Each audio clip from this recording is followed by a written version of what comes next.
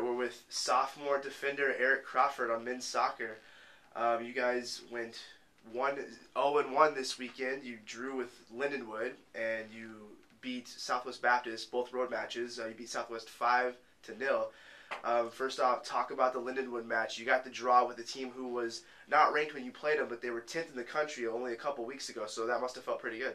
It was pretty difficult going into their place. They had a good crowd. They had a bunch of cheerleaders. They really boosted the game for them.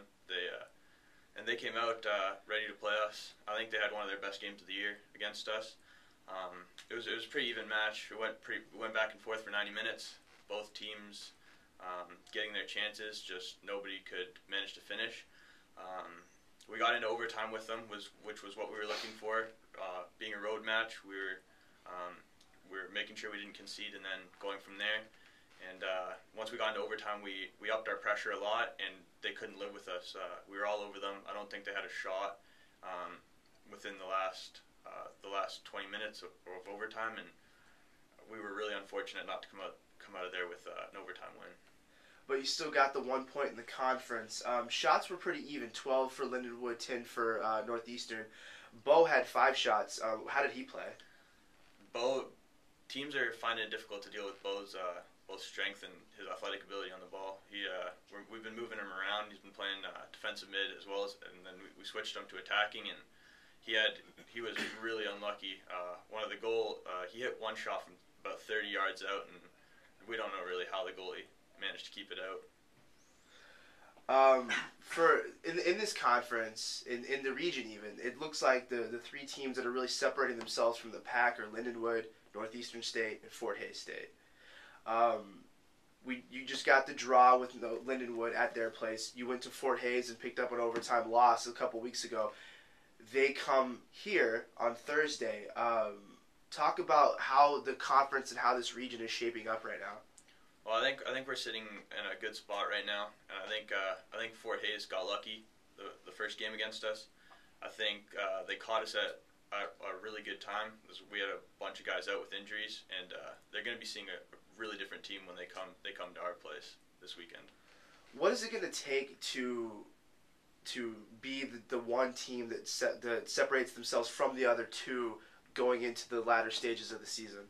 I think if we put away our chances like we have been, we have Bo and Peralta that are on form right now, and if we start scoring, we can go really deep in the tournament.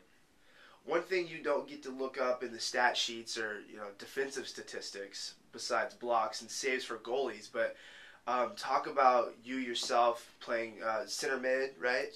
Center back. That's what I meant. Center back. You also have guys like Terrence Smith and other defenders. So talk about the defense a little bit. Our defense is really stepped up this year. If you look at the stats, we've conceded 12 goals in 12 games, which is pretty incredible right now. Bobby's came in, and for somebody that's never played defense in the back line before, he's put on a show. He's been something special at left back. He's turned himself into a regular, and just his composure on the ball, it's something new for us.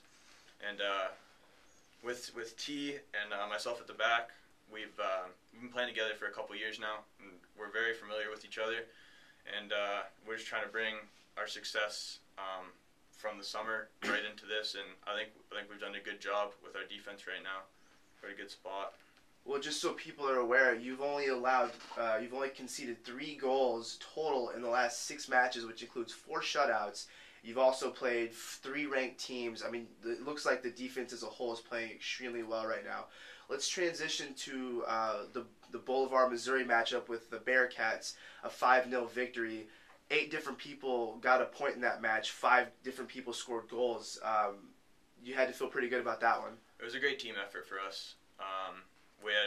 This is really the first game where multiple players have scored. Normally it's 1 or 2 guys getting on the score sheet, and to have 5 different players score a goal, it shows how much quality we have in the team, and that the people we're bringing off the bench are just as good as the players on, and our level doesn't drop. It seems like the men's soccer team here at NSU has been away from the Deloach Field pitch for a majority of the season, which has basically true. You've only had 3 home matches all year. With that being said, we have 3 consecutive home matches, one Thursday, one Saturday, and then one next Tuesday. What do you guys want to see from yourselves and like from a crowd perspective with these next 3 matches? We'd love to get a huge crowd out, especially for the Fort Hays game. That's the game that's really gonna. When you look at the conference standings, that's the game that's key for us to win. And I think being away has made us stronger. It's we've had that pressure on us of an opposing crowd, and to come home for these 3 key matchups going into the MIAA tournament, it's really worked in our favor. All right, Eric Crawford, men's soccer. Thank you for joining us today.